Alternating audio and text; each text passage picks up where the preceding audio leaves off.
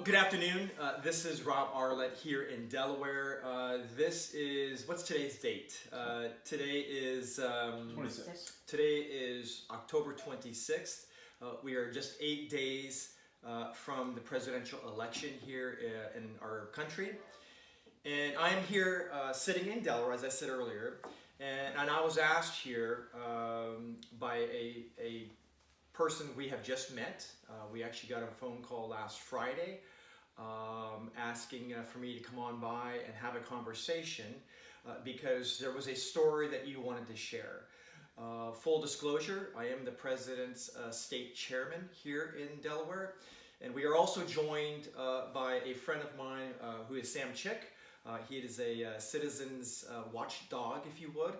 He's here in Delaware. He's revealed some things that is not typically known to the general public. So he will be part of our conversation as well. So thank you, Sam, for being here. Thanks for being another set of eyes and ears.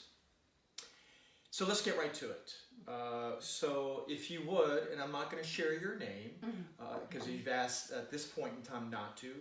First off, do I have your permission to record our conversation? Yes. Okay. And in the event we decide to I guess to share this accordingly and as needed, do I have your permission to be able to do that as well? Yes. Okay, perfect. Thank you for that. You're welcome. So, so if you would, go ahead and share what you want to be able to speak to America and to Delaware about. Okay, I want to speak about the Hunter Biden issue with the Russian energy company, and that I witnessed the wires at a financial institution that I worked for. And I saw the payments coming into that institution being processed to Burmisma for further credit on to Rosemont Seneca. So I didn't know at the time because it was very hard to get any information on Rosemont Seneca, but it wasn't known that that company involved a politically exposed person, meaning Hunter Biden. So the wires were, if I remember correctly, straight through payments. I don't remember it being stopped or flagged for any OFAC sanctions or suspicious activity report. And fast forward a few years later, I noticed that in listening to the news and the scandal that's breaking out, when they're naming the companies, I recognize these companies as wire transfers that were processed by the financial institution I worked for, and I witnessed these transactions. So that's pretty relevant. So just a quick backdrop, not too much detail, but if you would, how long have you worked, or did you work, I should say, in the financial institution business, if you would? How long? How long were you working in the industry? Yes, I worked for that particular financial industry like 4 months, under 19 years. So I was there 19 years. 19 years. 19 years. Okay. And I started off in the wire transfer department, making the actual payments that came in that stopped for repair. And then throughout the years, I was promoted from different units. And my final promotion was to the financial intelligence unit, in which I reviewed wire transfer activity done by our customers, and we would check their accounts to make sure there was no suspicious activity going on, that they were using their account according to the purpose that they opened up that account with us, And then I would write a report and submit it. We would do like a 3-month, sometimes it would be 6-month review of that account or a 3-month review. So were you reviewing this account? I guess that was, is that how you were able to, could you share a little bit more about how you were able to witness these wire transfers? Well, that process. Yes, so apparently one of the accounts that we were reviewing was an account on our books, so it was our client that was on our books, and they were funneling, is the only word I can think of, funneling the money through to Burmisma and then on to Rosemont Seneca. So one of the clients was involved in this process. Okay. And I can say that at the time, Bank of China, located in China, was our largest client on the books. So, in your professional opinion, these wire transfers, do you recall, would you like to share what time frame this was, these wire transfers that you had seen and that you had witnessed? Yeah, so we would do a account activity review that was current, like within that year. So I don't remember if I was witnessing, and researching it on the in 2016 or 2015. Okay. So. But one of those 2 years. Yes, absolutely. Is when you reviewed this. Yes. And that's when you I want to say it was closer to 2016. Okay. But.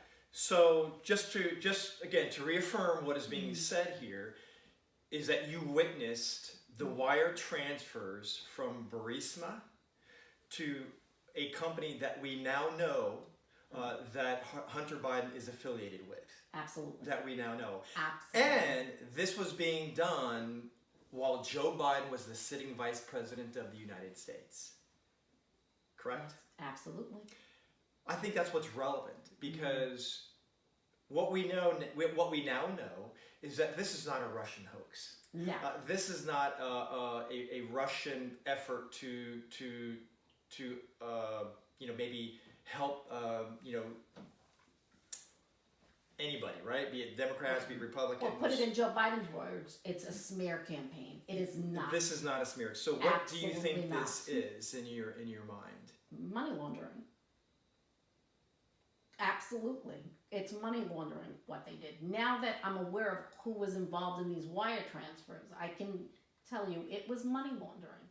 And the purpose of the payment, if I can remember correctly, it's a loan payment.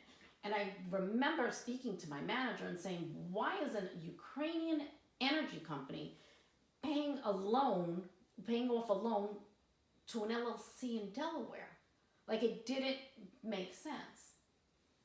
But we cannot give our opinion in our reports. All we can do is let them know what we found. And we could not sway them, Whereas at times, I would approach my manager with questions like that. I ended up towards the end saying, is this department really a force at this point? Because you don't want us to give our, what we're seeing, and we're the ones who understand and read the wires, but we can't put they would refer to as an opinion. I just wanted the question answered, why was a Ukrainian energy company paying a loan off to an LLC in Delaware? But that was, beyond my responsibility. Exactly. I guess your job was to report what I and not necessarily to analyze or. Well, we were supposed to analyze, but when you did come up with something that to me was valid, it was always talked down, Why do you think that talk is? it down? Yeah. Why do you think especially that is? the people that ran the department. You have to realize they didn't even understand how to read a wire. They had no clue. Like, if they saw a chip payment that requires 2 payments or a serial payment, they did not realize. So they were looking at the payment as one payment. They didn't realize there was a whole other payment before that even came in, still through the bank, and they had no concept of reading wire transfers, none whatsoever. And, and they would always say, well, you can't say that, it appears to be. That was the line they always wanted us to say. It appears to be. And I'd say, no, it's not. It appears to be. It is what it is. It doesn't appear to be this. It is this, Do you feel that your superiors were trying to hide the fact that this was money laundering?